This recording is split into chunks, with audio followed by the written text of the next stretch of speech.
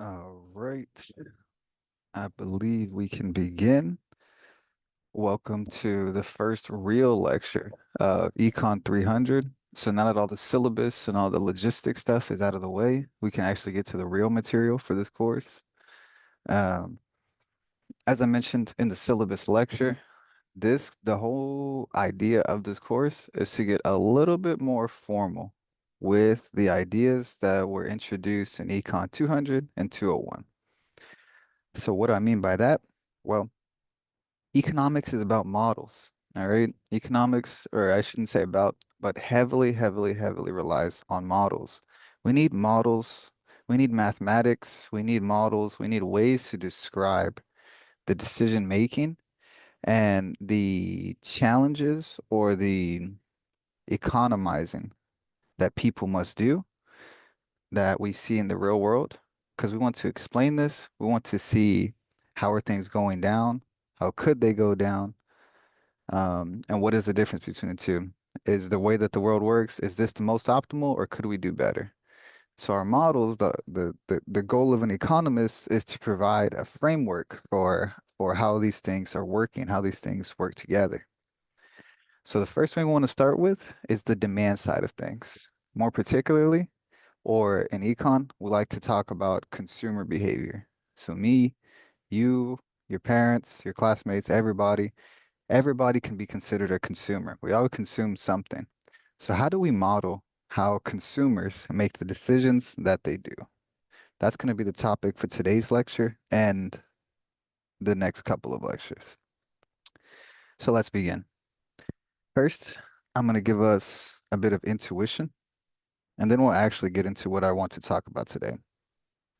We're going to use the easy textbook today just to introduce the material. So we're going to do Landsburg, and we're going to be covering mostly sections 3.1 and 3.2. Maybe some references to 3.3, but nothing too crazy.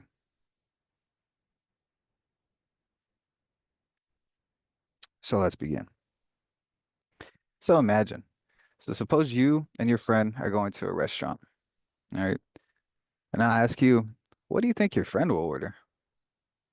Well, you'll probably consider two questions. What does your friend like to eat? And what's available? What can they purchase? And what's even on the menu? We might call this what is feasible. A similar question is suppose a random shopper, a random man goes into a grocery store. What do you think he's going to buy? What will he put in his grocery basket? So this one's even harder to guess because in the first case, your friend's only buying one entree and you know your friend. In the second case, the shopper is going to buy a whole basket or a whole bundle of goods. And we don't know his tastes, his preferences, what he likes to buy. In both of these cases, the same kind of information is missing. And as I have here, to predict your friend or any consumer's behavior, you're going to need two types of information. You need to know about their preferences. What do they like to buy? What do they care about buying?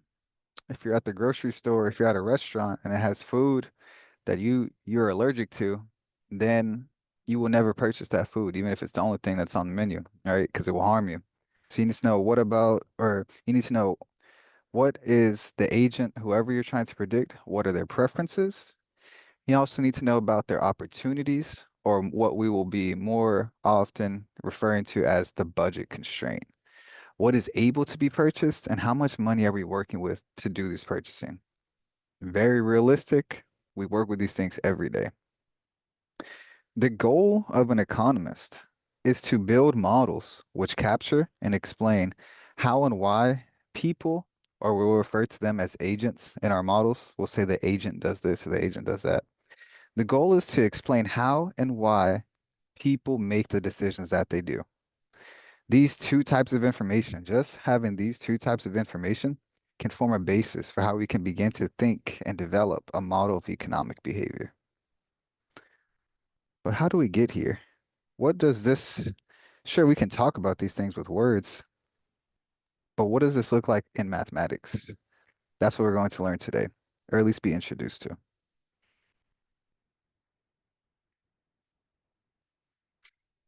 So let's think about first the preferences side of things. All right. This is the first thing we must consider when we want to model consumer behavior. If I asked you, would you rather live in a world without TikTok or without clean bed sheets every day? Or I could ask you, would you rather live in New York City or Montana? Or I could ask you, what's your favorite flavor of boba? All of these questions have one thing in common, that different people will give different answers. Now, economists, they take preferences as given. We start the problem by saying that this person prefers these things, and we proceed with the problem. Psychologists and sociologists are more concerned with where do these preferences come from. But for us, we're more interested in all the mathematics that comes after we've defined the preferences.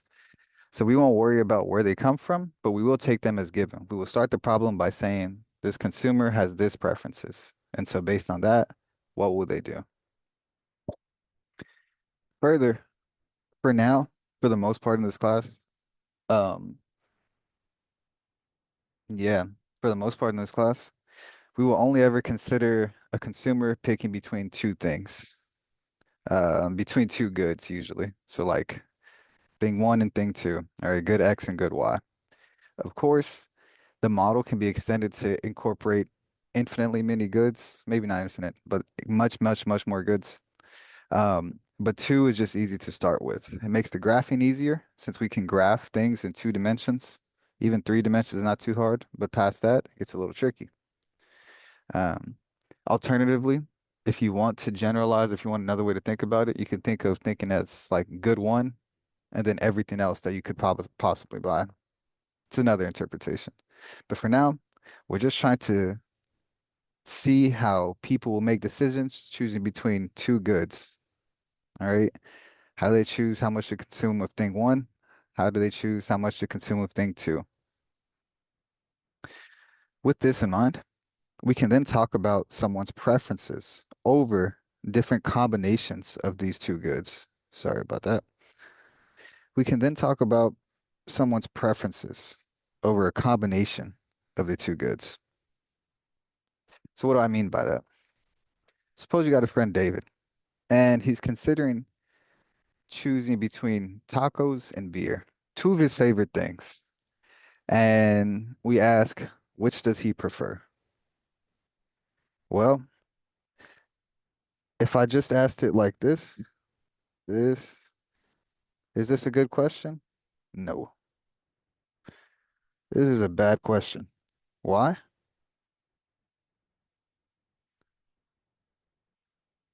We didn't. Why is this a bad question? We didn't specify quantities. We just asked, which does he prefer, tacos or beer? We didn't say if it's 100 tacos and one beer. Is it 1 to 1? We didn't specify any quantities.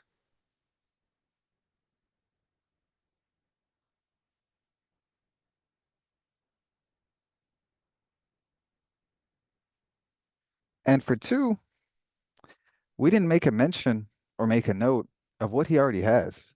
So maybe David already ate that day. Maybe he just ate lunch. He's probably not going to want tacos. Or maybe he's worked a long day, 16-hour day. Then he's probably going to really want tacos. So we also didn't specify what he already has. In econ models, we refer to this like what do you come into the table with? What do you already have? We refer to that as an endowment. What are you endowed with?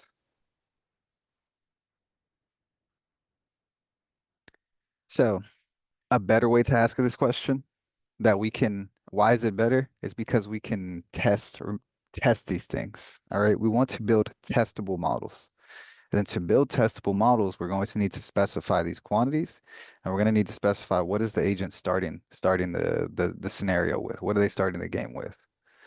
So a more precise and therefore better question would be, does he prefer over the course of a given day to consume 3 beers and 5 tacos or 4 beers and 2 tacos?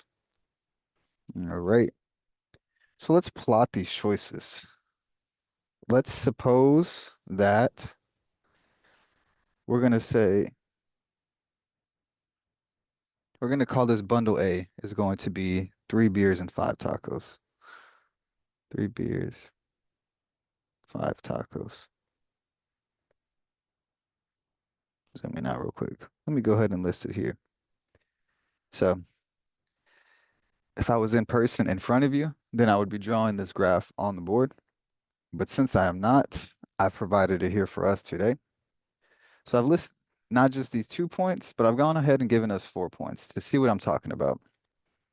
So just a standard XY graph, except on our x-axis, it's quantity of beer, and on the y-axis is quantity of tacos. All right. Then we have these different bundles. So bundle A is telling us that bundle A, we could have 3 beers and 5 tacos.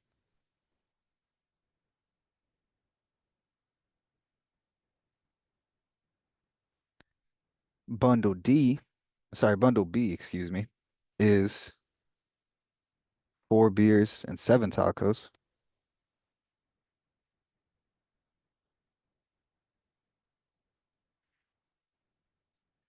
Bundle C is only 1 beer and only 2 tacos.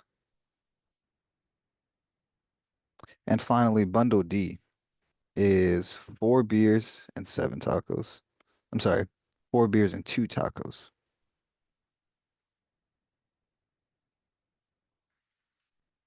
So throughout the course, when I refer to bundles of goods, it's going to be the different combinations of the two goods. All right. So A is one bundle, B is one bundle, so on and so forth. So with these things in mind, this is how we can plot different combinations, different possible like outcomes or opportunities, different combinations of goods. So with these things in mind, which is preferable? Basket A or basket B? This one or this one? Which one is preferable and how do we know? Well, basket, if we look at A and B, basket B has more beers. Basket A only has 3, while B has 4. Similarly, if I look at A and B, basket A only gives 5 tacos, or basket B gives 7. So whether you like beer more or taco more, doesn't matter. Basket B wins out because it has more of each. So let's write that down.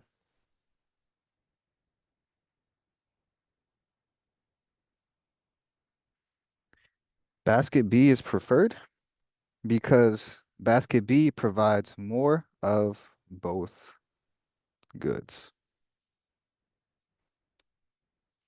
In fact, let me pause right there, actually. Let me then ask again, all right, but so suppose we're not comparing A and B. Suppose instead we want to compare A and C. Then which would we prefer? If I'm looking at A and I'm looking at C, well, it's kind of a similar argument, except now A has more of both goods. C only has 1 beer, whereas A has 3 beers. C only has 2 tacos, whereas A has 5 tacos. So now, basket A.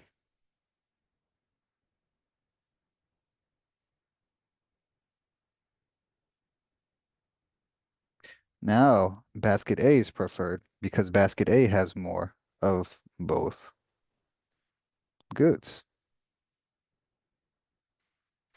This is a common theme right here. All right. In fact, this reasoning for preferring things is pretty important.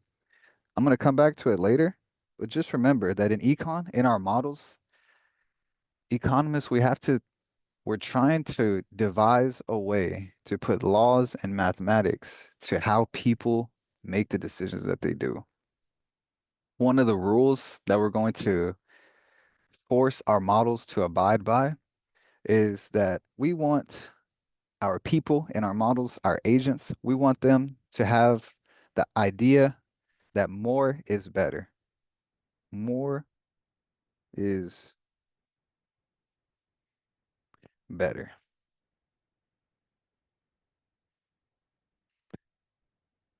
So if I can get strictly more of something without losing out on anything else, then I'm always going to go with the thing where I get more. Intuitively, you can always save some for later, but it's hard to get more food when you're already done ordering. Right? You'd have to go and order again. Maybe you're at a cookout and you didn't even have to order the food, but you're still hungry. The idea is more is better. And this is pretty realistic, right? But now, so those two were pretty easy comparisons. But what if I try to compare baskets A versus D? If I go with D, then I get more beers. D gives me 4 beers, whereas A only gives me 3. But if I go with D, then I only get 2 tacos, whereas A gives me 5. Um, this should be, excuse me. I said it, I believe I said it out loud. This should be 2. Sorry about that. There we go. All right. So when it comes to choosing between baskets A and D, then the more is better is not the only thing that we will need to know decide or predict which basket our agent, our friend David, is going to pick. If he likes beers more, then he'll go with D. But if he likes tacos more, then he'll go with A. So, because of this, does he like beers more or does he like tacos more? How do we know? We're gonna have to ask him. Or if this was a real situation, we would have to ask him. And this is actually a thing in econ. We don't go over it here, but this is a thing called revealed preferences, where you ask a series of questions like which bundle would you go with at any given moment in time. And if I had sufficient enough time and I had enough hypothetical scenarios, then I could actually get out um, a function, a mathematical function that describes my guy's preferences. But this would take forever.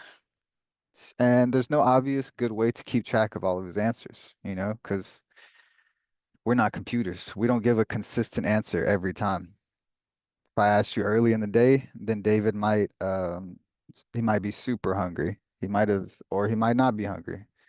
Whereas if I ask him at the end of the day, then maybe he's already had dinner or maybe he hasn't eaten all day.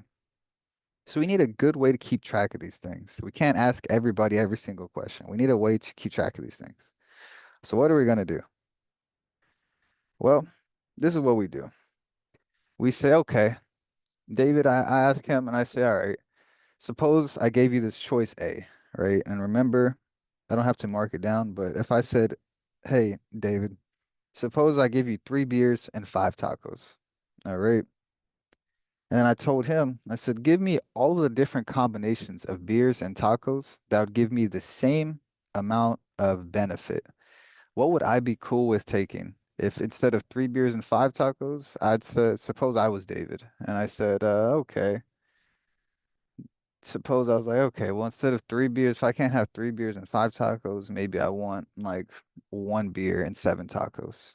Or maybe I want 7 beers and 1 taco. Suppose they all make me the same level of happy. All right. I'm equally as satisfied with these bundles. So whether you offered me 1 and 7, 3 and 5, or 7 and 1, that's all the same to me. They all make me the same level of happy, or I am indifferent between them. I am indifferent between them.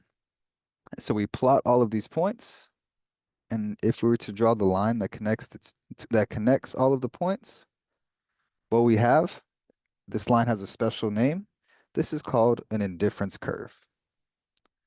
The indifference curve plots all equally preferred bundles. So all bundles which make me just as happy, the same level of happiness, no more or no less, all all of those bundles, we plot those, connect the line, and that is our indifference curve.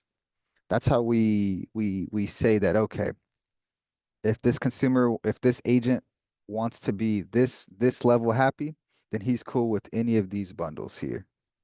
The agent wants to be this level of happy, then he's cool being here, here, here, here, so on and so forth. All of them any of these points would make our agent equal levels of happy.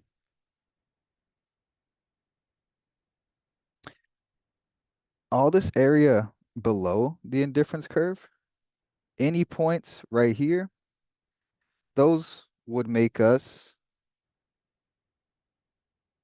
less happy, or they would in econ, we got to give a unit. We can't say units of happiness. So our unit is, we would say that any points here in the blue would give us less utility. Whereas anything above our indifference curve, any points that would be up here, these would give us more utility. So if it's possible, we always want to go for more utility. We always want to be more happy. That's kind of the one of the guiding principles of these economic models. The agent always wants to get up here. The agent always wants to move in this direction. This is the direction of increasing utility.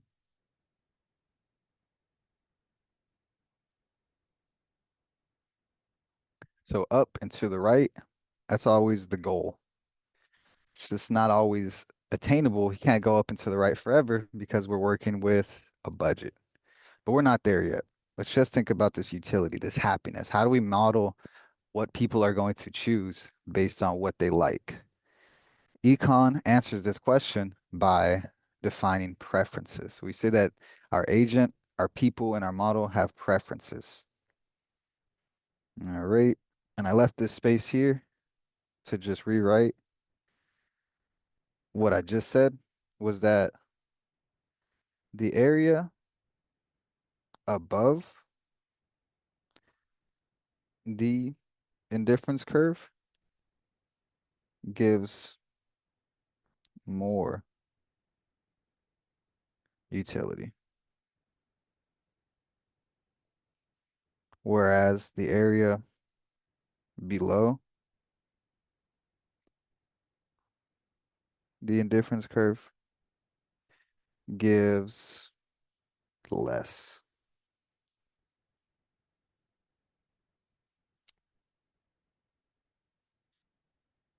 So every point above the indifference curve, any point in this area has a higher utility than our point A, and any point in this area in the blue has a lower utility than the point A.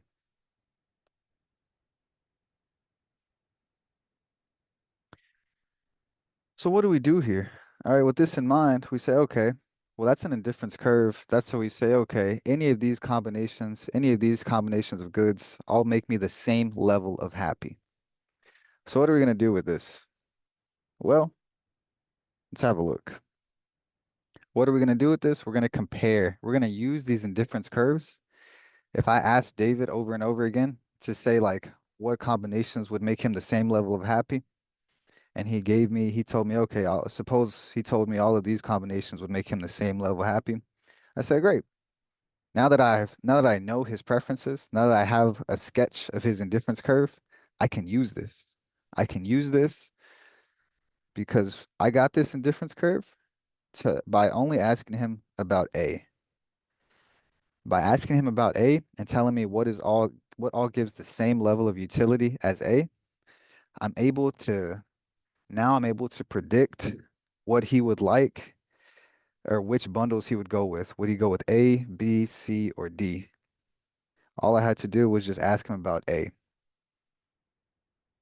Let's get a little bit more concrete. Remember that we wanted to compare basket A versus basket D. One has more beer, one has more tacos. So which one is he going to choose? Well, what we would do is we would say, okay, we'd say, what does his indifference curve look like? If his indifference curve, let's do, this one is going to be a black one. Let's see. Just bear with me here. So if I had called this IC1, IC1 point basket A and basket D are both on the same indifference curve. So if it were, if David's utility is represented by IC1, A and D, I had to make sure I had space, are equally preferred. So if they're equally preferred, then, as the name might suggest, David is indifferent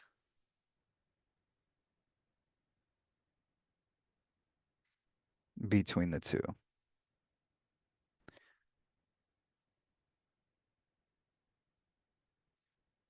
So if David's utility was represented by IC1, then he's indifferent between the two. He says, give me A or give me D. They both make me the same level happy. In contrast, what if instead of IC1, what if we had something like this?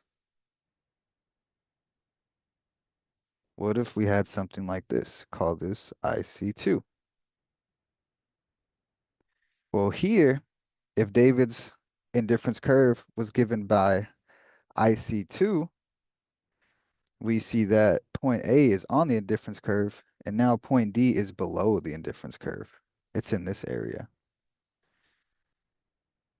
So we might say that if it were IC2, we would say that A is preferred to D.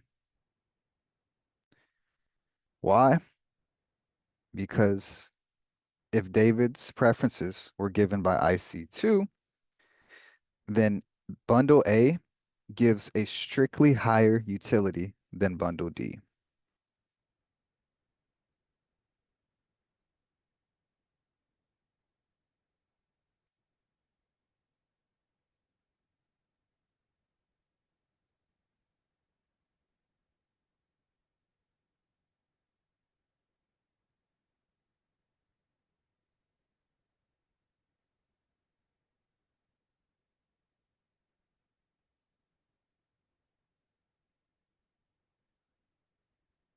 All right, so we're using graphs, but we're not actually doing much math yet. We're just visually depicting different combinations of goods and thinking of a way that we might be able to use math once we decide on functions to use. Thinking of a way that we'll be able to use math to tell the story of, is the agent going to choose A or is the agent going to choose D? The other way, the other thing that could happen is you could also say, suppose his indifference curve was very, very, very steep. And just so I can get, ah, sorry, one more time.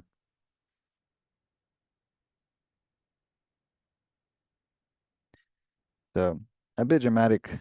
Once I plot these things with a good graphing calculator, these things become a lot cleaner, but the idea is the same.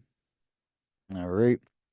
So now, if David's preferences instead were such that his indifference curve is given by IC3, well, now, although it's hard to see, it might be hard to see. Now, if we compare D to A, D is on the indifference curve, whereas A is a little bit to the left. A is just underneath the indifference curve. So if I see 3, now D is strictly preferred to A. Why is that? Because for the opposite reason of above, now bundle D gives more utility.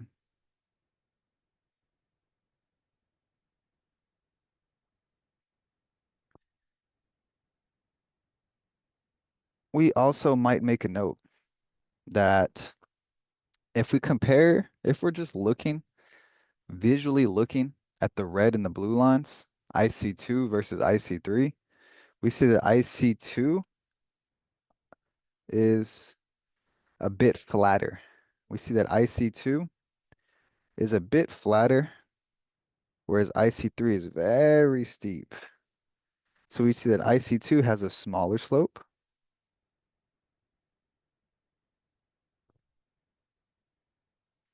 And, or whereas IC3 has a bigger slope, a larger slope. This will become relevant. Turns out that the slopes of these curves will become relevant for reasons that we'll see here soon. But for now, all we're introducing right here, right now, is how can we model decision making? The first things we're going to need to do are the opportunities, the choices available, and the preferences, the indifference curve. What is our person like? What do we say that this person likes? What do we say that they prefer? We start out our model by saying this person's indifference curve looks like this. And then from there, that means that they will choose these other things. That's what is meant by takes preferences as given. So this indifference curve is not just a random creation. All right. This didn't just come out of nowhere. The notion of an indifference curve comes from modeling behavior. And since this indifference curve will be so important to our economic models, then we want to set aside or we want to make things clear a few specific properties. Because if it's just too loose, then it's basically random. We can basically draw different lines and just say people just behave however they want. But we need some sense to things. We need a little method to the madness.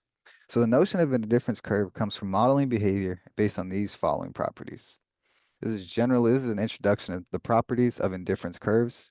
Um, they must have these properties in order to behave nicely and give a good basis for uh, like being able to be used in economic models.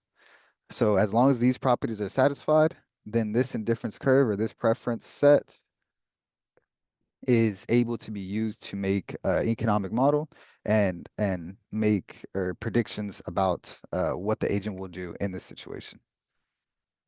So the first one we already saw. We always want to assume that more is better. We always want to assume that the indifference curve should be drawn such that if I can get strictly more of something else without losing out on anything else, if I can get strictly more of one thing without losing out on any of the other things, then this is going to be better. All right. So more is better. Or bundles closer to the origin or further from the origin are more preferred to those that are closer to the origin. A second property that we must have for our difference curve to work nicely is the property of transitivity. And this is the mathematical property, the same thing that you recognize from your math class, but we want to put it into preference terms, excuse me. So the idea is just saying that, well, if I like A better than B, then I like B better than C, then it must be true that I like A better than C. These things must be passed through. That's kind of the essence of transitivity. A corollary, a consequence of this is that in difference curves, once I've specified that my model has these preferences, then their indifference curves will never cross. So what we saw up here is three different preferences. When we get into models, we will stick with one single preference and stay with that. What would that look like different? I'm going to erase this in a bit, but so suppose I was here at IC1 and I just said, okay, suppose our agent has preferences given by IC1. Then they can get different levels of utility, but they have to keep the same shape. So imagine I was drawing an exact copy. So these gray, these gray lines, these are gray. I'm gonna make them solid instead of dashed. So, and then let me go ahead and do a bright green instead, so it's easy to see. So if I said my agent has preferences given by IC1, then they can have less utility, but the ICs must all keep the same shape. Must all keep the same shape. So sure. Uh, they can get a level of happiness here.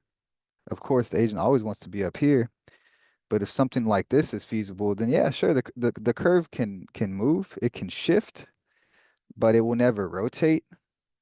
It will only do parallel shifts. Similarly, they could get more utility too. The important thing is that the curves all have they are all the exact same curve. Once we've specified preferences, it is the same function for the remainder of the model.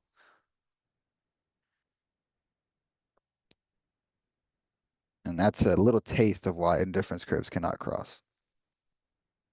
The third property that we want to be sure that we have taken care of in our model is the property of completeness. And all this is saying is that we must have a way to rank or at least set equal all the different possible things that we want to consider. So if I only have tacos and beer to think about, or maybe I have tacos, beer, and chips, I must be able to rank all the three of these. I must be able to say, I like tacos the best, chips the second best, and then maybe I don't really drink, so beer the third. I can never have something where it's like, I like tacos more than chips, and I like chips more than beer, but I like beer more than tacos. Because then we get in these circular loops, and then the logic breaks down. So everything must be ranked, it must be rankable, and it kind of goes into the transitivity property that the order must be consistent. The preference, the ranking order must be consistent. Lastly, and this will appear more as we go throughout the course, is our indifference curves have this property of concavity, or if you're mathematical, you would say, well, that's not a concave function. Because remember, a concave function looks like a cave, right? So a concave function is like this, whereas a convex function is like this. So these are actually convex functions. But another way we can refer to them is as concave upwards. I don't want to spend too much time on this point because personally, when I was learning this stuff for the very first time, it got a little bit confusing trying to distinguish the two. But just know that all of the indifference curves, they must, when we plot them like this, the indifference curves will be convex. But that just means that they are concave up. That's all I want to say about that. And then I just want to make a quick note that we see because of this. Remember, convexity, concavity, these things all have to do with, let's have this right here. These things all have to do with if I have a function x, then convexity and concavity, our whether our function is concave or convex depends on the first derivative and the second derivative. What we will notice is that with all of our indifference curves, they're always downward sloping and they are never straight lines. We see that we start, whether we're at blue, black, or red, doesn't matter. We're always sloping downwards, but the slope, so this is pretty flat to start out with. This is very steep to start out with. So let's look at red. The whole time, yeah, we're downward sloping, but as we go further to the right, as we get more of something, then that slope becomes flatter. It'll still be negative, but it'll be a smaller negative number. This is how it relates those first and second derivatives, because that second derivative is what's going to be negative. All right. The rate of the rate of change of the first derivative is going to be decreasing. Things always going to get smaller is the idea, or give us a flatter curve. Because of this, we get this declining shape. And sorry, 1 second. Okay, sorry about that.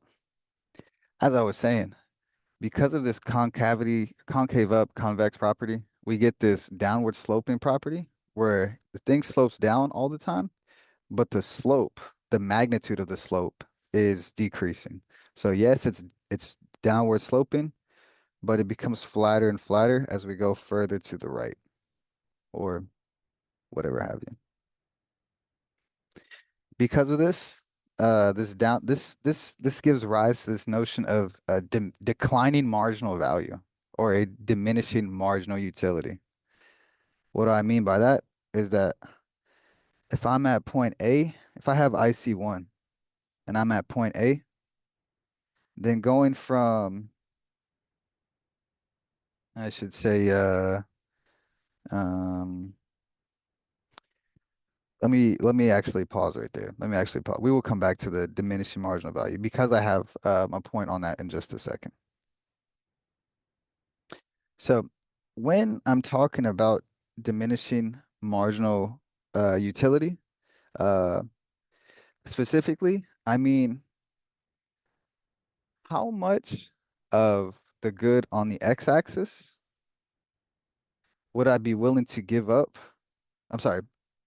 So if I'm going this way, right? If I have an indifference curve that looks like this, and I'm saying, okay, as I'm going this way, as I'm moving to the right, and I'm comparing a point right here versus right here, let's do this such that it stays. So if I have an indifference curve like this, and I'm considering what happens as I go to the right, suppose I have something like this and something like this.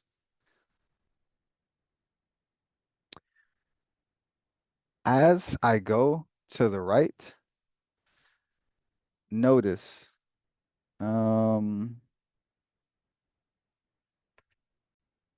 let me actually clean up this graph. We're going to do this with points. Give me just a sec. Alrighty. So I've spared us. I wanted to draw this a little bit nicer because I think it will show things a little bit better. So suppose I have an indifference curve like this. All right. And what I mean by diminishing marginal utility is, well, look, remember the indifference curve tells us that all of these points on this one indifference curve, I'm indifferent between these things. They all make me the same level of happiness. But let's look, because of this bendiness, because of this concave upward or the convex shape of this indifference curve, we see this diminishing marginal utility. What do I mean by that? Well, to go from here to here, remember these two, they make me the same level of happy. But what do I do? If it's, remember our x coordinate is beers and our y coordinate is tacos. Well, to go from this first point to the second, um, what do? I give up. The idea is that I would be okay. I would be indifferent between exchanging. Remember, this is beers and this is tacos. So I would be happy to get one more beer. I would be happy to give up three tacos. I said, if these were my preferences, and I said, okay,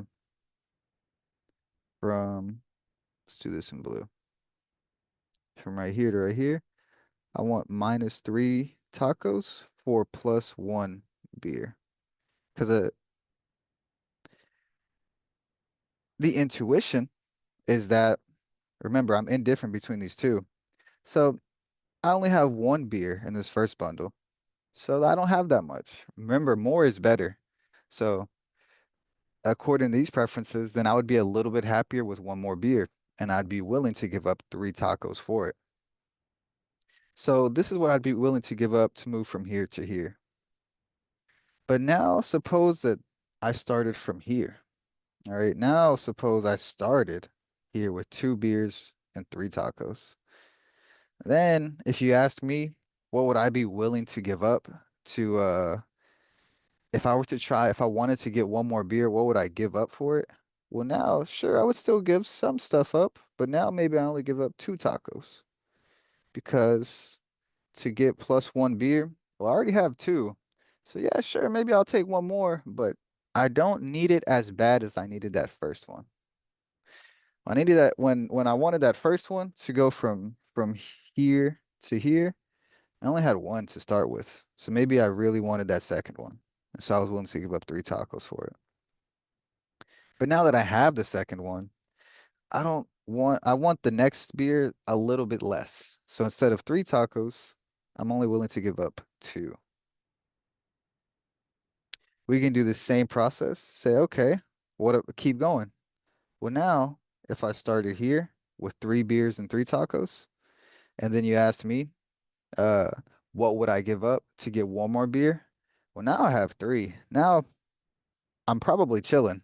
So maybe I only give up. I said, okay, well, maybe now I'm only willing to give up one taco to get plus one more beer. All right. And we see that the amount that I'm willing to give up is decreasing because the amount of utility that the each next plus one beer brings me is decreasing. This is the notion of diminishing marginal utility. As I have more and more of one thing, then I have a lot. I'm already pretty satisfied with it. So I'm less willing to give up stuff if I already have a lot of it. If I have a lot of beers already, I don't really need more beers, so I wouldn't give up much tacos. Whereas if I just got to the party and I have zero beers, then I'm okay with foregoing three, four, five whatever have you. All right. This is the notion of diminishing marginal utility. And it goes hand in hand in the background. That's what's going on and why we care about convexity and being concave upward for these indifference curves. So this is a little bit more mathematical than what we saw in 200, but let me walk it back.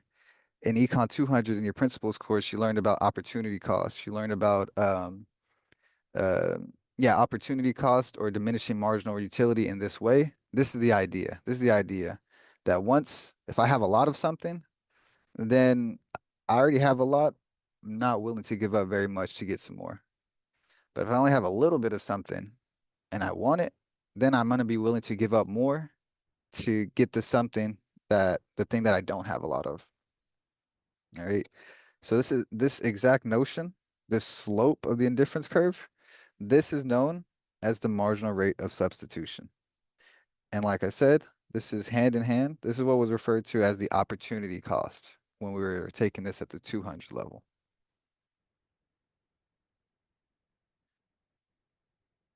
So those are the four properties that guide the indifference curves. Those are the four properties that we want our indifference curves to preserve in order to be a good framework for modeling decision making. They get a little bit more technical, but this is more than enough to get started and suffice for this course. This is so long as we can understand these four things, even if not immediately spend some time with it, then we're in good shape. And lastly, just a quick question. What is the relationship between marginal value and this indifference curve? The marginal value is the negative of the slope of the indifference curve, right? Because the indifference curve is already downward sloping. So this slope is going to be a negative number. So you just want to take the opposite of that. And the marginal value is going to be the opposite of the slope at that point. So for example here, what is the marginal value of, if I have one beer, what's the marginal value of the second beer? To me, it would be worth three tacos. But if I already have two beers, what is the marginal value of the third? Well, now it's only worth two tacos to me. All right, opportunity cost. If I already have three beers, then what's the marginal value of the fourth? It's only worth one taco to me. So diminishing marginal value, a diminishing opportunity cost, a diminishing marginal rate of substitution, all synonymous, all go together. And of course, this gives rise to visually, the curve becomes flatter.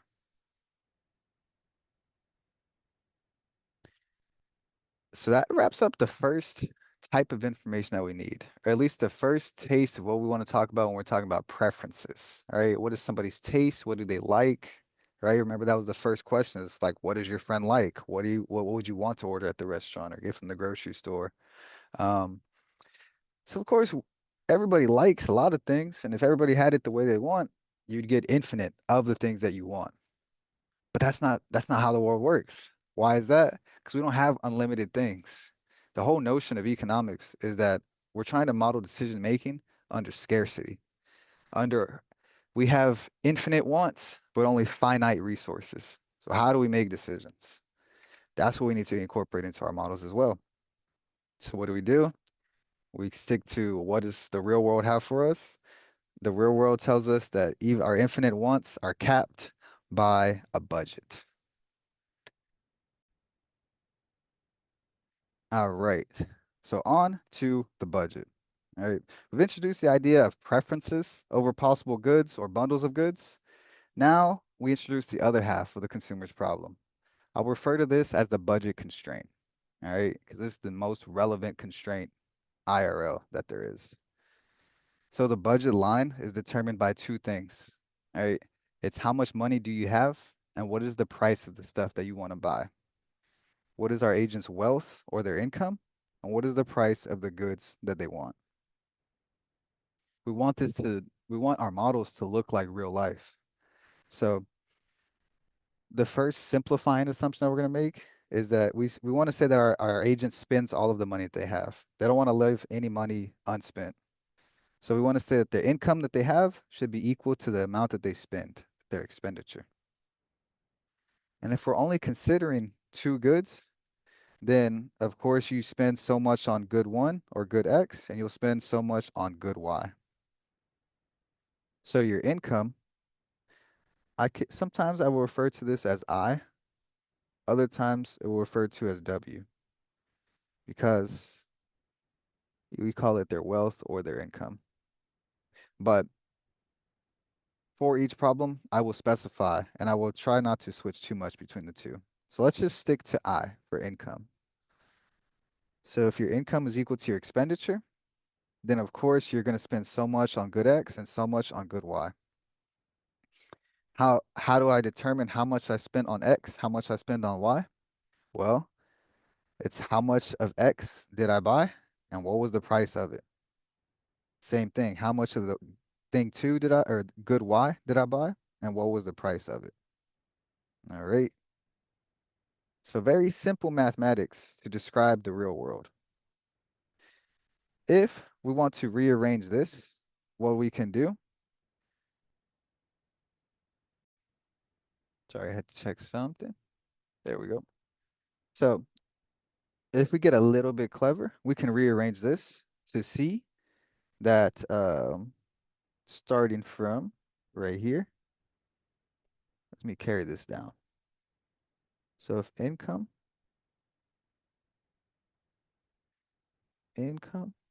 sorry, is equal to px times qx plus py times qy, we can get a little bit clever and say, move this, sorry, subtract this from both sides, and we're going to flip the equation. So we would say py times qy is equal to your income minus px times qx. And then further, we can divide both sides by py. This will give us your income I divided by py minus px divided by py times quantity of x. In this form, right here, remember back, now we have some funny looking variables, but it's actually just college algebra. It's actually just basic algebra, formula of a line. Because what do we have? This is just a number. It's a constant. Your income, I tell you how much income to start with.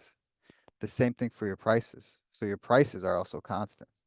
So this is a constant. And then these two are constants. The q's are the only variables. What I'm getting at is that all this is simply, um, this is just a linear function. This is just an equation of a line. The intercept is this term, and then the slope is this. This is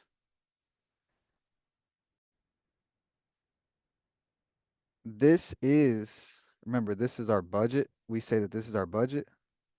So this is the budget line. The budget line comes from this, but to put it into y equals mx plus b form, we rewrite it in this way. This is the intercept. This is the slope of the budget line.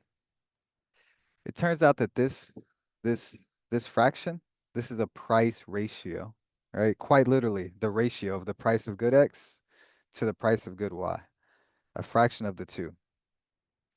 This turns out to be pretty important.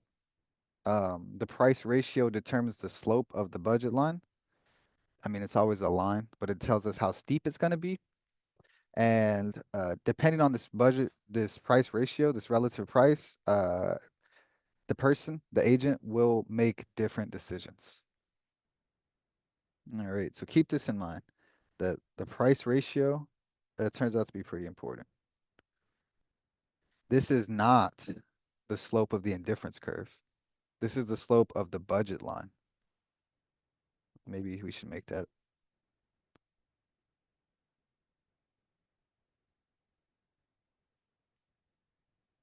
the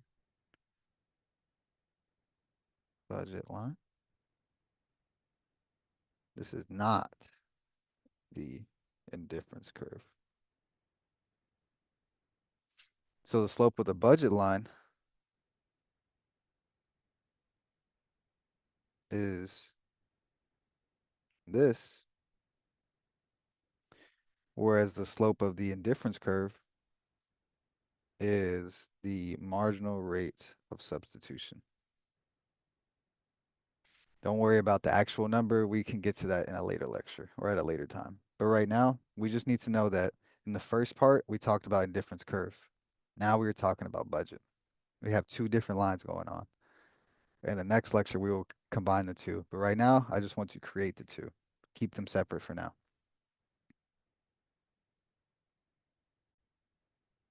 So enough with the letters. Let's make this a little bit clearer with some numbers, all right? So, for example, suppose you have $60. All right, this is your income. I equals $60. And you have this much money to spend on tacos and beer. The price of tacos is $2 each. Just put it like that. And then your beer, the price of beer is $3 each. So which combinations, if you were to see this on a homework or a quiz problem or a test problem, they ask you which combinations of tacos and beer are affordable. What you want to do, the goal is we're going to plot this line. We're going to get a function like this using this information, and we're going to graph it. And everything, let me show you. So first, I want to just fill in the numbers to this function. All right, because like I said, I know I was given. I know P, I know B, I know the prices, those are given. And remember, we had beers were on the x-axis. So this is PY and this is PX. All right, beers were on the x-axis. So to just get a formula, a function, equation of a line like this, but use these numbers. Okay, so QT, the quantity of tacos that we can purchase, is given by, remember I have $60 is my income. I have divided by PY, the price of tacos, which is going to be 2, minus that price ratio, PX divided by PY. So minus 3 over 2. and then times quantity of beers. We can reduce the fractions and we say, okay, well, the quantity of tacos that we can purchase is going to be given by a line. 60 divided by 2 gives us 30. We have minus 3 halves times quantity of beers. And then we want to graph this. Graphing this allows us to see visually what can we afford and what can we not afford.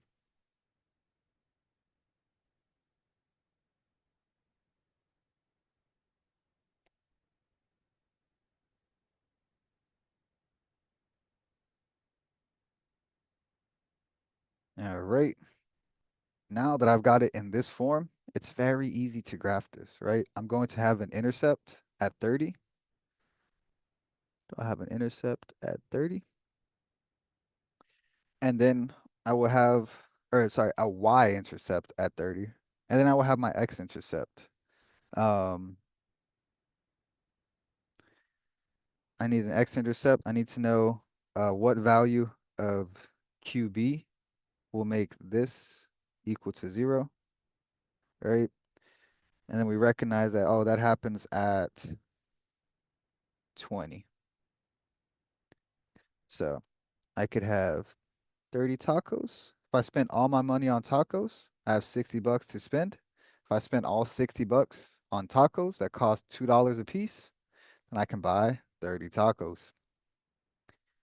On the other hand, if I have 60 bucks to spend and I can buy beers that cost $3 a piece, then I can buy 20 beers. Any combination of those two, right there. There we go. Any combination of the two is affordable. This, anything in the blue, this is all affordable and on the line itself. The line itself is sometimes called the feasible frontier.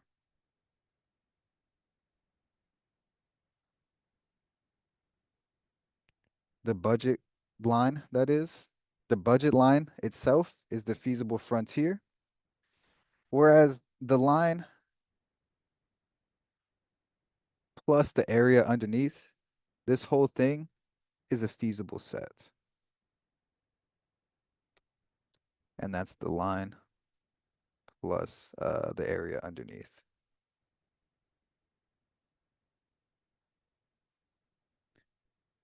But we don't worry about that too much. We always assume that our agent spends all of the money that they have.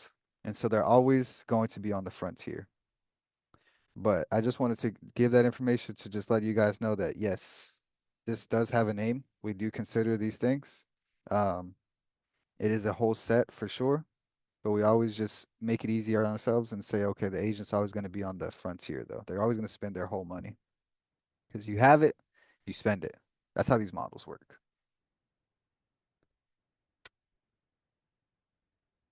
So excuse me, that's how we would plot the budget line, given our income and given two prices. That's how we would plot graphically what can our agent purchase. They could either purchase 30 tacos, 20 beers, or any combination of the two, or less of the two, but we won't consider that much. So we really only want to consider the black line.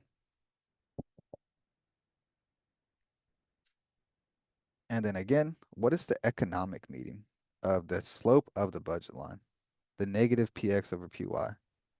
Well, this price ratio tells us it's kind of it's related to opportunity costs, but now we're speaking just in terms of prices. Now it's not about what I prefer, but it's strictly in terms of prices, strictly in terms of what I can buy. All right. The price ratio tells us how many units of Y will I need to give up if I want to purchase one more unit of X. The marginal rate of substitution for the first half, it's how many units of good Y would I be willing to give up that would make me equally as happy. All right. Here, now that I'm in the budget world, we don't care about happiness. We're talking about strictly objective things, right? Money. how much of good Y would I need to give up in order to buy one more of good X? You can consider this the marginal cost of X. We might also see this referred to as the MRT, the marginal rate of transformation. So I just want to make a note. The MRS is with ICs and utility, while the MRT should be associated with the budget constraint and prices. All right. Similar names. They both represent a slope, but what where the slope comes from is due to two different sources, and so they get different names.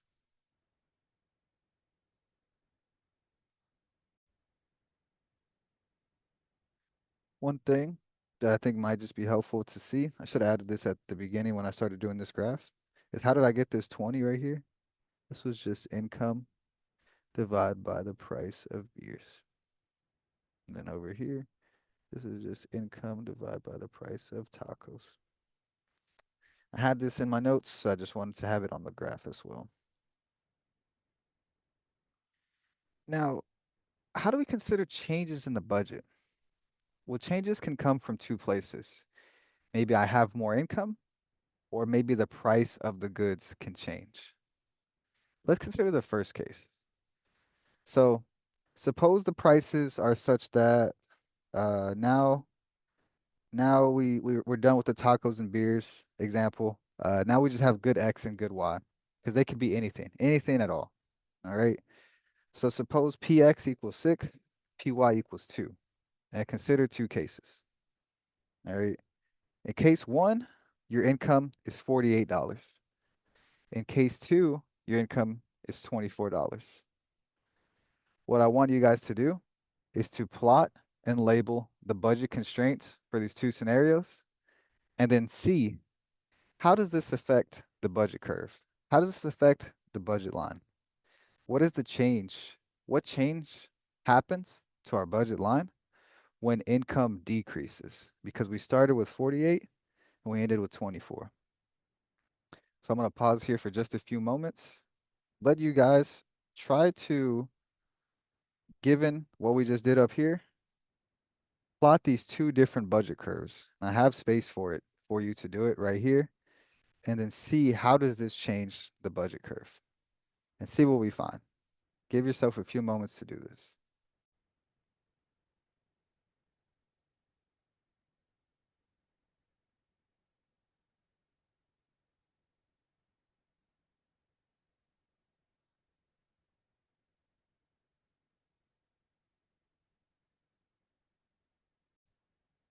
All right. Now to reveal how this should have been done, you should have started with something like this. Your axes are going to be strictly quantities. All right. So on your axis, your x-axis, you'll have your quantity of x that you can buy. On your y-axis, you have the quantity of y that you could buy. And then if I have, suppose in case one, I have income equal to 48. If I have $48 to spend and I want to buy only good X, well, I have $48 to spend. Good X costs $6 a piece. So 48 divided by 6, I believe that should be 8. So for IC1, I could be right here. On the other hand, if I have 48 bucks to spend and I only wanted to buy good Y, then if I have 48 bucks and good Y costs $2 each, then that could be right here. The whole budget constraint, the budget line in this case for income one, call this BC1, looks like this. And then after a decrease in income, instead of $48, I have half as much. I have $24. Well, now, if I wanted to buy only good X, I have 24 bucks to spend, and good X costs $6 a piece. Now I can only buy 4 of them. Whereas if I only have 24 bucks to spend and I want to only buy good Y. Well, now I can only buy 12 of them. If I connect these 2 points right here, just want them to be a little bit more. It should be parallel. All right, not drawn to scale, but the idea is that as income decreased, our budget curve shifted a parallel shift to the left. If income decreases, if income decreases, then the budget constraint, budget curve, budget line, whatever have you, shifts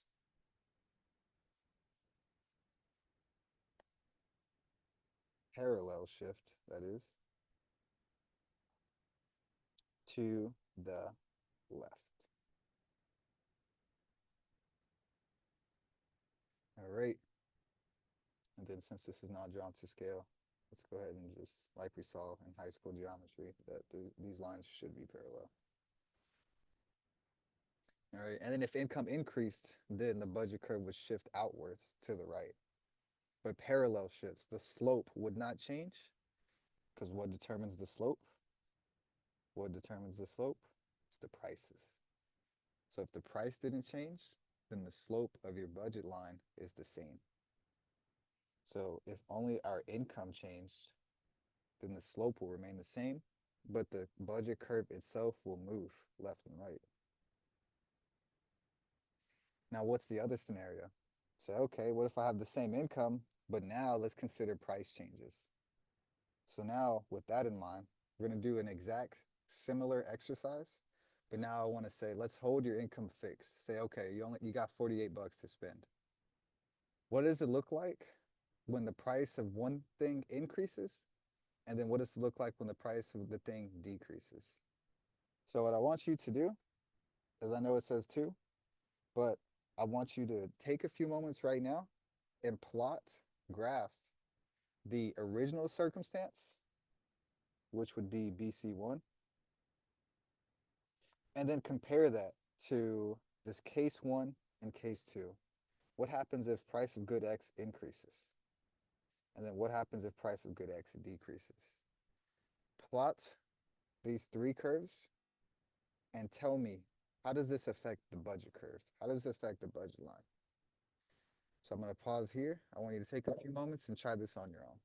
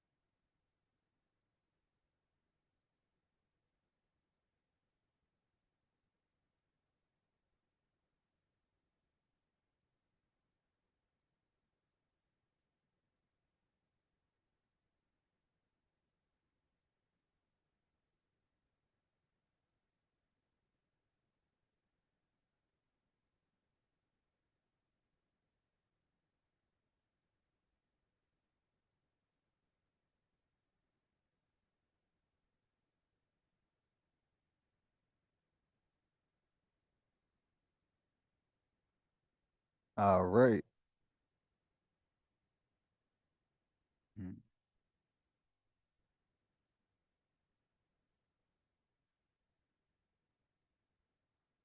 Oh, fuck this shit up.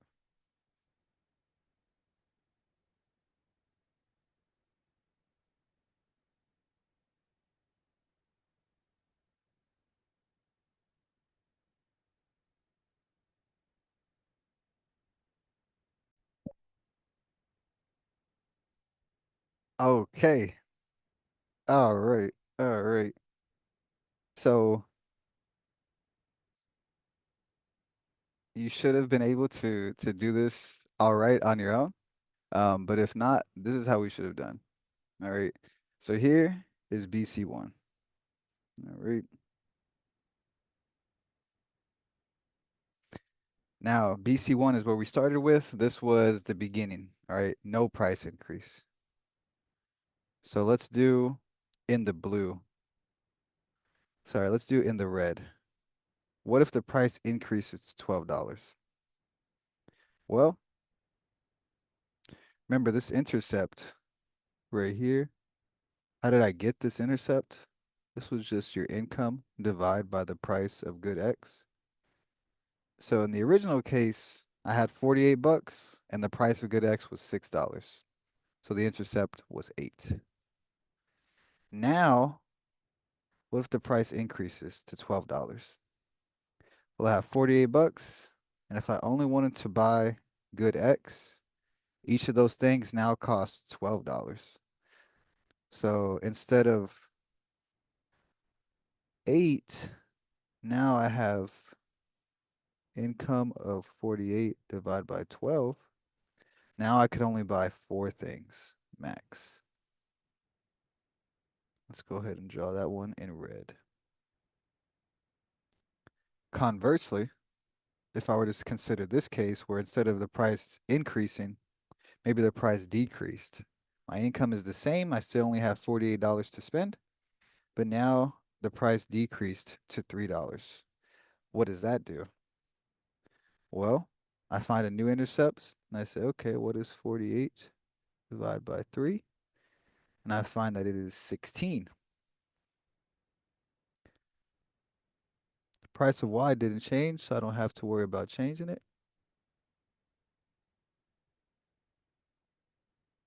There we go. So when the price of a good changes, this rotates the budget curve.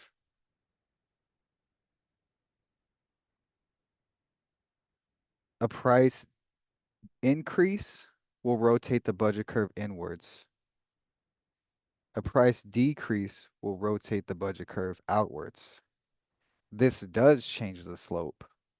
Again, why? Because the slope of the budget curve is given entirely by prices. Income matters nothing at all. Let's go ahead and make that clear. Price increase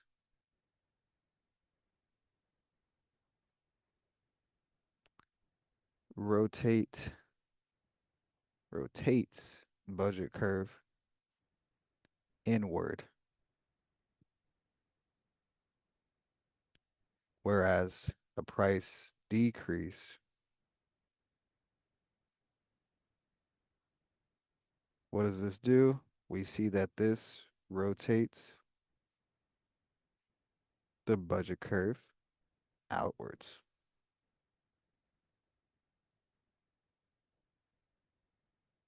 And that is how the budget curve will change if the price of one good changes. The price of both, sure, both the price of both goods can change, but this is just an easy example for illustration. All right. So that's how we want to start to think about modeling consumer behavior. All right. Remember what we began this lecture with. All right. If our goal was to model how do people make decisions, we need to consider two types of information. We need to consider what do they like, what are their preferences, and then what can they afford or what's available to be purchased. So what is the opportunities or the budget constraint? So in this first lecture, we've seen these two types of information. How do economic models account for it? We've seen how do they account for them separated. In the next lecture on Monday, we're going to combine the two, all right? Because we haven't seen them on the same graph. So on Monday, we're going to see them on the same graph, and we're going to figure out how do we take information from both of these the preferences, and the budget constraint. How does this tell us? How does this work out in our models to tell us what our consumer or what our agent would do? What would they purchase um, given the budget they do? So that will conclude the first real lecture for Econ 300. Um, I will post your weekly check-in quiz. I will make that available shortly. It should be fairly short. I You guys will be just fine with it. This one is actually no math at all. I'm just asking you guys a few questions about the course. So make sure you get that done. Make sure you take good notes on this material. And then on Monday we will continue off from here and see how do we combine these two concepts. And then we can actually start looking at some real like economic models. Like how do we model a problem? What does it look like? But for now, all we want to get clear is how can we even put decision making into a model? Today we saw the two most necessary components in our economic models that make that possible, and that being preferences and the budget. All right. Thank you guys very much, and I'll see you guys next time.